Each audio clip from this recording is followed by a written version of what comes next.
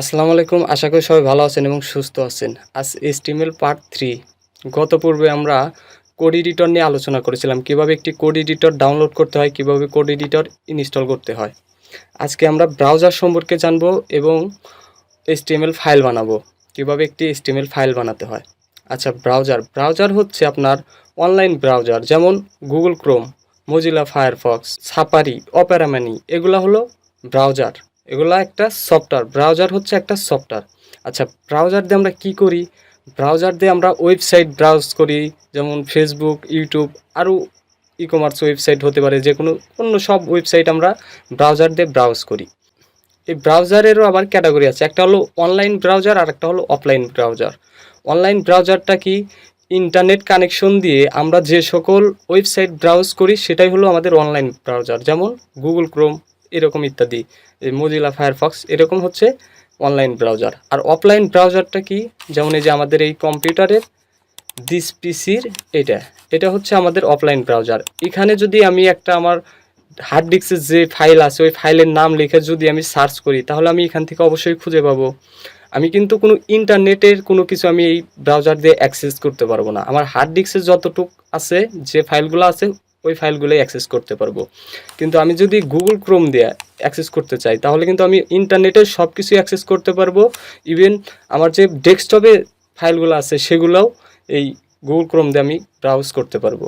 আচ্ছা, ব্রাউজার সম্পর্কে জানলাম, তাহলে চলুন ফাইল বানানো শিখি। আচ্ছা, ফাইল বানানোর জন্য ফার্স্ট অফ অল আপনাকে একটা কাজ করতে হবে। আমি গত পূর্বে দেখাইছি কিনা আমার মনে পড়তেছে না, যাই হোক, আপনাদের দিস পিসিতে আসতে হবে। আসার পর দেখবেন যে ভিউ ভিউ নামে এটা ক্লিক করবেন। এখানে দেখবেন যে ফাইল নেম এক্সটেনশন, এটা আপনার এরকম থাকবে, মানে এই চেকমার্কটা দেওয়া থাকবে না, আপনি এই চেকমার্কটা দিয়ে নেবেন। এতে কি হবে, আপনার ফাইলের যে এক্সটেনশন আছে এক্সটেনশনটা দেখতে পাবেন।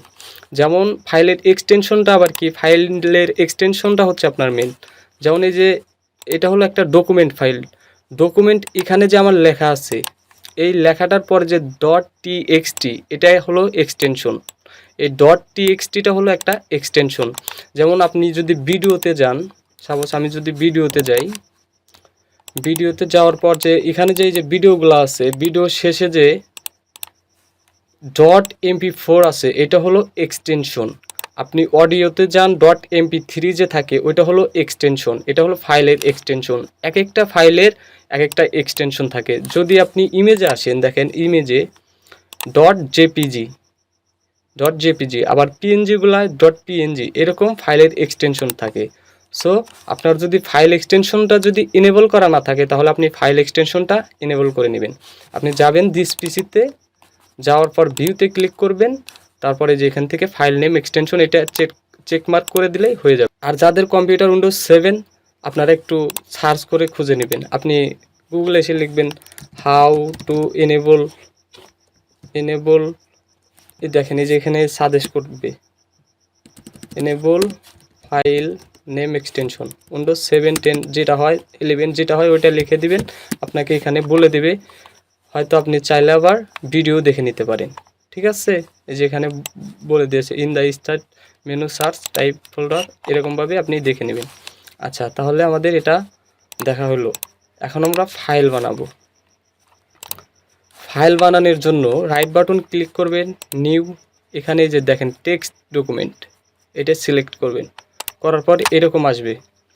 আসার পর আপনি এটা কন্ট্রোল-A দিয়ে অল দিবেন, কন্ট্রোল-A, কিংবা এখানে ধরেও এটা কাটতে পারেন, এটা কাটবেন। আপনি একটা ফাইলের নাম দিবেন, HTML ফাইল, যে কোনো নাম দিতে পারেন। সাপোজ আমি নাম দিলাম asad.html। এই যে আমার HTML ফাইলটা হয়ে গেল। এরকম আপনার ইচ্ছা মতো নাম দিবেন, আপনার ইচ্ছা মতো দিতে পারেন।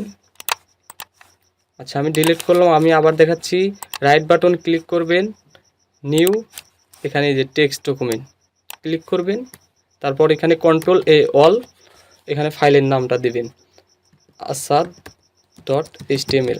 আমি আমার নামে দিলাম। আসলে এখানে একটা বিষয় হলো, আপনার নামেও দিতে পারেন বা আপনি যে কোনো নাম দিতে পারেন।